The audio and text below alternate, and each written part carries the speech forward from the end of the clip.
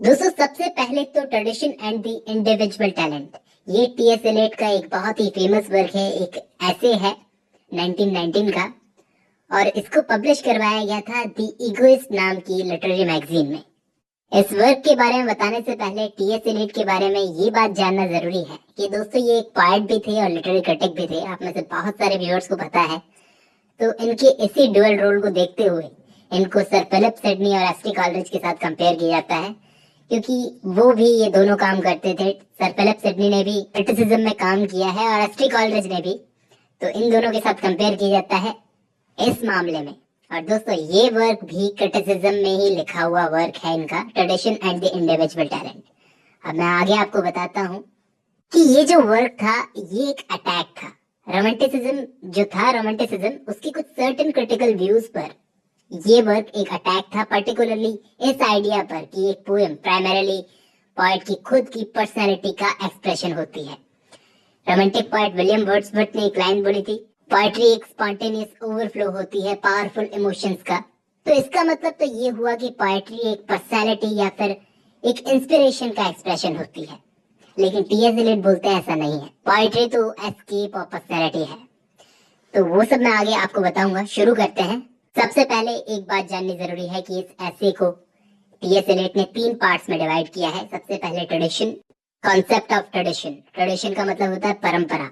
यहाँ पर दोस्तों लिटरेरी ट्रेडिशन की बात की गई है, पास्ट के राइटर्स। दूसरा है थियोरी ऑफ इम्पर्सनल पोएट्री और तीसरा कंक्लूजन। तो सबसे पहले टीएस एलियट ट्रेडिशन की बात करते हैं, मतलब लिटरेरी ट्रेडिशन की। वो बताते हैं कि किस तरह से एक पोएट और उसकी पोएट्री का ट्रेडिशन से रिलेशन होता है। एलियट मानते हैं कि इंग्लिश राइटिंग्स में हम कभी कभी ट्रेडिशन की बात करते हैं अपना दुख दिखाने के लिए कि अब ट्रेडिशन एब्सेंस है, जबकि एलियट खुद मानते हैं कि इंग्लिश ट्रेडिशन तो खुद चेंज के थ्रू आर्ट की प्रोग्रेस को सपोर्ट करता है। इसलिए उनका ये मानना है कि ट्रेडिशन को ठीक तरह से समझा ही नहीं गया है कि किस तरह से उसे अपने वर्क में शामिल किया जाए। ट्रेडिशन को किस तरह से अपने वर्क में शामिल किया जाए। ये जो टर्म है ट्रेडिशन, इससे टीएस एलियट का मतलब है हिस्टोरिकल टाइमलेसनेस, मतलब पास्ट और प्रेजेंट का मिल जाना। और हमें ये चीज अच्छे से पता है कि टीएस एलियट खुद एक क्लासिसिस्ट पोएट थे। उनका वर्क देखोगे आप, मर्डर इन कैथीड्रल, वो बहुत हद तक क्लासिसिज्म का उस पर प्रभाव दिखता है दोस्तों। तो यहाँ पर एलियट एक पोएट को सलाह देते हैं कि एक पोएट को यूरोप के पूरे लिटरेचर के लिए क्लासिकल राइटर होमर से सीखना चाहिए। क्लासिकल पोएट होमर से सीखना चाहिए और उसी के साथ साथ अपने आसपास के माहौल के बारे में भी बताना चाहिए। टीएस एलियट इस बात पे बिल्कुल भी यकीन नहीं रखते थे कि ये चीज मानी जाती है कि पोएट अपने पास के राइटर से अलग हो गए तो वो इंडिविजुअली ग्रेट हो गए। मतलब अगर अपने पास के राइटर से अलग हो गए पोएट्स, तो इंडिविजुअली अपने आप में वो ग्रेट हो गए।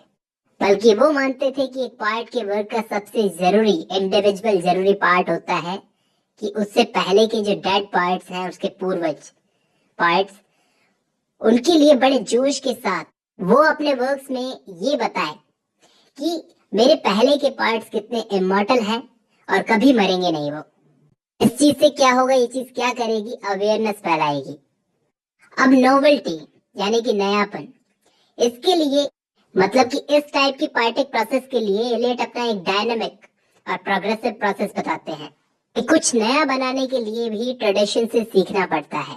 जब एक पोएट अपना नया वर्क लिखता है तो वो रियलाइज करता है कि जो कुछ भी उसके सामने आ रहा है वो पहले से उसके लिए लिटरेरी ट्रेडिशन ने एस्टैब्लिश किया है। कहने का मतलब कोई भी आर्टिस्टिक क्रिएशन जीरो से नहीं होती। पास्ट का, ट्रेडिशन का उसमें बहुत रोल होता है। पास्ट के एलिमेंट्स को नोट किया जाता है, रियलाइज किया जाता है पोएट के द्वारा। अब यहाँ पर पर्सनल इमोशंस की बात करते हैं। वो कहते हैं कि ग्रेट वर्क्स कभी भी पोएट के पर्सनल इमोशंस को एक्सप्रेस नहीं करते। पोएट कभी भी अपने यूनिक इमोशंस को रिवील नहीं करता। इसलिए पोएट्री को टीएस एलियट बोलते हैं एस्केप फ्रॉम इमोशंस। उनका मानना है कि इसलिए सक्सेसफुल पोएट्री हमेशा इम्पर्सनल होती है।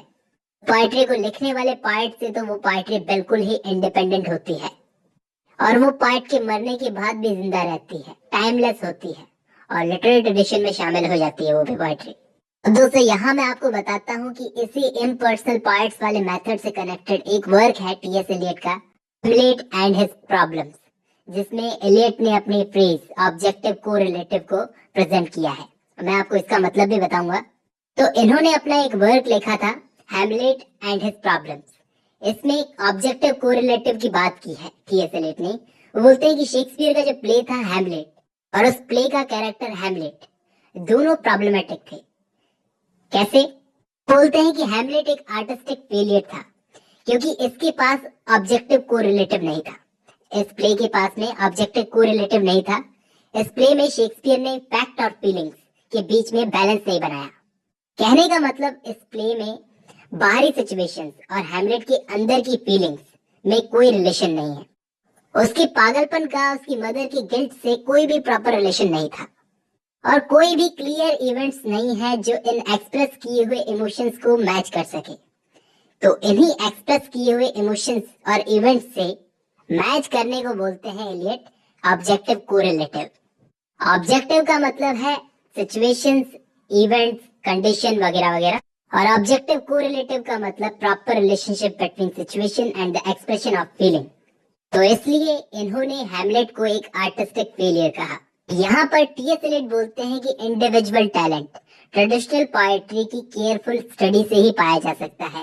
केयरफुली उसको स्टडी करना पड़ेगा ट्रेडिशनल पोएट्री को, और ये चीज कोई भी विरासत में नहीं मिलती। मतलब कि बिना मेहनत किए हुए नहीं पाया जा सकता इसको पाने के लिए हार्डवर्क करना ही पड़ता है। और यहाँ पर एलियट इस बात पर बहुत जोर देते हैं कि एक पोएट के लिए स्टडी करना बहुत ही जरूरी है। ये समझना कि उसके पहले के पोएट्स कैसे थे, लेकिन पोएट की स्टडी थोड़ी यूनिक होती है। उसके लिए माइंड ऑफ यूरोप को समझना बहुत जरूरी है अपने पोएटिक लेंस के जरिए। जैसे शेक्सपियर ने ज्यादातर अपने से पहले की हिस्ट्री को समझा था एक ग्रीक बायोग्राफर थे प्लूटार्क नाम के, उनसे। थॉमस नॉट नाम के एक ट्रांसलेटर ने प्लूटार्क के वर्क को उस टाइम पर ट्रांसलेट किया था। तो वो ट्रांसलेशन को पढ़ करके शेक्सपियर ने सीखा था हिस्ट्री को। तो इसीलिए एक पोएट के लिए अपने पास के राइटर से सीखना बहुत जरूरी है। अब ये वर्क को लिखकर टीएस एलियट ने दोस्तों न्यू क्रिटिसिज्म को बहुत इंस्पायर किया, लेकिन यहाँ पर टीएस एलियट ने खुद न्यू क्रिटिक्स के टेक्स्ट के एनालिसिस को बहुत ही अननेसेसरी और थकाऊ टाइप का बोलकर इनको क्रिटिसाइज किया है। लेकिन फिर भी न्यू क्रिटिक्स बहुत हद तक टीएस एलियट से मिलते जुलते हैं। अब टीएस एलियट का क्रिटिसिज्म भी हुआ है, जैसे कि हैरोल्ड ब्लूम ने। उनका ये मानना था कि टीएस एलियट का रोमांटिक पोएट्री को लेकर के जिस तरह का व्यवहार है, ये सेंसिबिलिटी से अलग होने की बात को लेकर उनके वर्क द मेटाफिजिकल पोएट्स में, तो उनको क्रिटिसाइज किया है इस बात को लेकर के। कुछ मानते हैं कि एलियट माइंड ऑफ यूरोप कहकर यूरोसेंट्रिज्म को बढ़ावा दे रहे हैं, लेकिन इस मामले में हमको ये नहीं भूलना चाहिए कि टीएस एलियट खुद बहुत सारे नॉन यूरोपियन वर्क्स को, ट्रेडिशनल वर्क्स को सपोर्ट करते थे, जैसे महाभारत। तो टीएस एलियट ने आर्ग्यू किया है इम्पोर्टेंस ऑफ कंप्लीट सेंसिबिलिटी पर, कंप्लीटली सेंसिबिलिटी की इंपॉर्टेंस पर आर्ग्यू किया है इन्होंने। ये तो खुद हैवीली इन्फ्लुएंस थे नॉन वेस्टर्न ट्रेडिशन से। इन्होंने खुद कहा है कि मैंने जब बहुत पहले इंडियन एंशिएंट लैंग्वेज को पढ़ा, यानी कि संस्कृत को, तो उनकी फिलोसफी में मुझे बहुत इंटरेस्ट आया। इसलिए आपको मेरी पोएट्री में इंडियन थॉट और सेंसिबिलिटी का इन्फ्लुएंस मिलेगा।